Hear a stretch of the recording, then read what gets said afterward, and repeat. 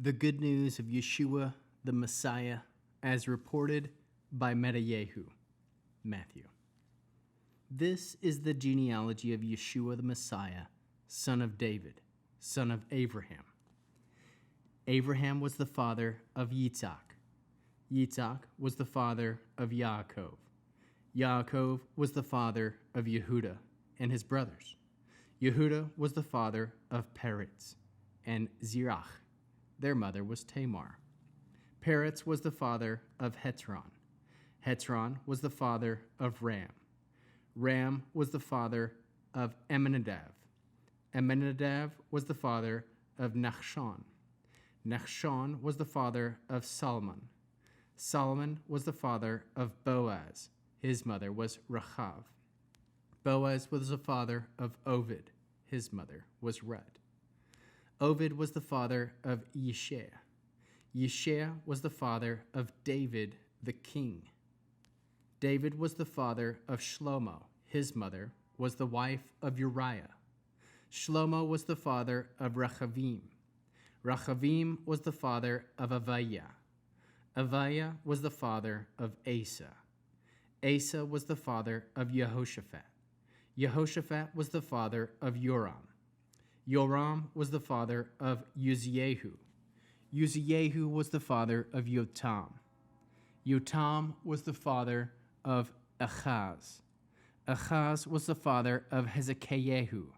Hezekiahu was the father of Menashe. Menashe was the father of Ammon.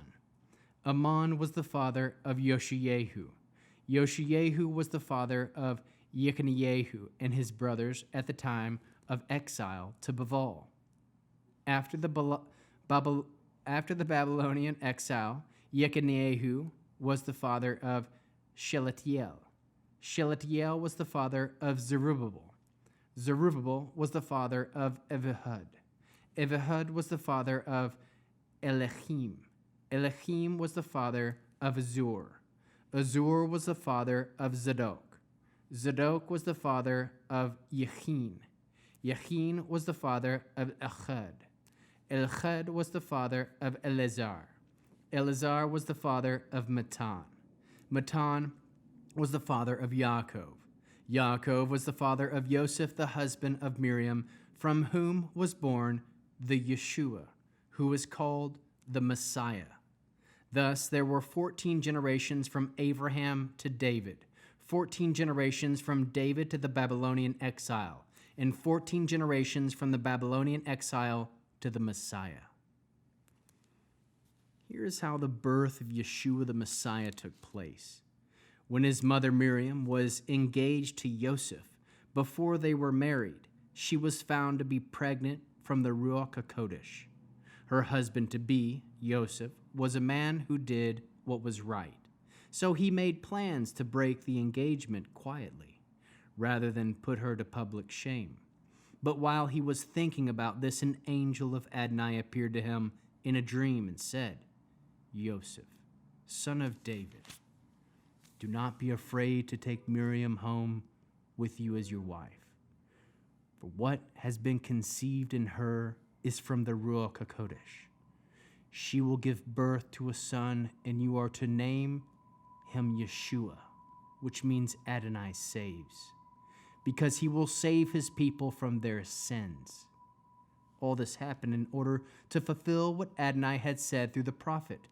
The virgin will conceive and bear a son, and they will call him Emmanuel. The name means God with us. Then Joseph awoke. He did what the angel of Adonai had told him to do. He took Miriam home to be his wife, but he did not have sexual relations with her until she had given birth to a son, and he named him Yeshua.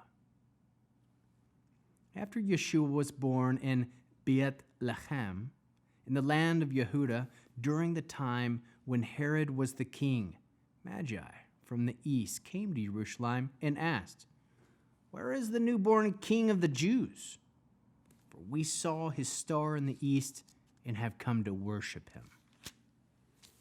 When King Herod heard of this, he became very agitated. So did everyone else in Jerusalem.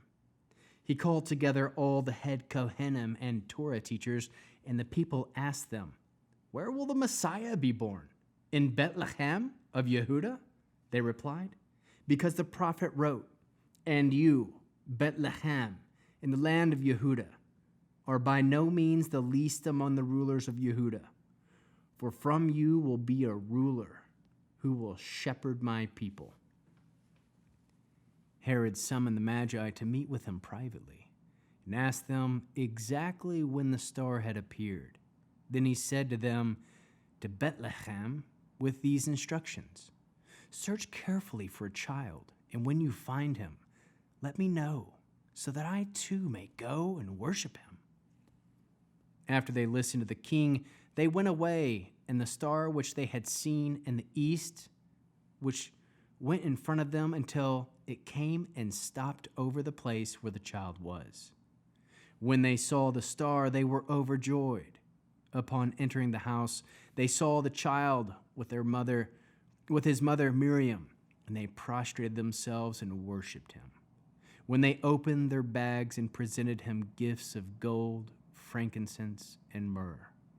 But they had been warned in a dream not to return to Herod, so they took another route back to their own country. After they had gone, an angel of Adonai appeared to Joseph in a dream and said, "Get up, take the child and his mother and escape to Egypt, and stay there until I tell you to leave, for Herod is going to look for the child in order to kill him." So he got up, took the child and his mother to fulfill what Adonai had said through the prophet, "Out of Egypt I called my son." Meanwhile, when Herod realized that the Magi had tricked him, he was furious, and he gave orders to kill all the boys in and around Bethlehem who were 2 years old or less, calculating for the time the Magi had told him. In this way were fulfilled the words spoken through the prophet Yirmiyahu. A voice was heard in Ramah, sobbing and lamenting loudly. It was Rachel sobbing for her children and refusing to be comforted because they are no longer alive. After Herod's death, an angel of Adonai appeared in a dream to Joseph in Egypt and said, "Get up, take the child and his mother, and go to Eretz Yisrael. Those who wanted to kill the child are dead." So he got up, took the child and his mother, and went back to Eretz Yisrael. However, when he heard that Archelaus had succeeded his father Herod as king of Yehuda, he was afraid to go there.